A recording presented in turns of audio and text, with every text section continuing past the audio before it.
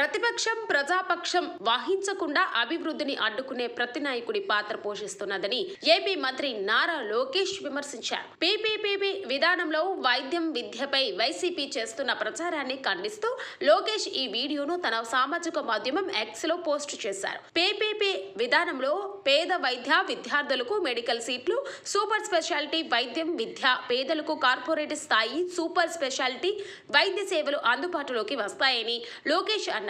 ప్రజలకు మేలు చేసే పీపీపీ విధానంపై జగన్ ఉద్దేశపూర్వకంగా విషం చిమ్ముతున్నారని ఆయన మండిపడ్డారు. గత ప్రభుత్వ విధానంతో మెడికల్ కళాశాలలను పూర్తి చేయాలంటే 20 నుంచి 25 సంవత్సరాలు పడుతుంది.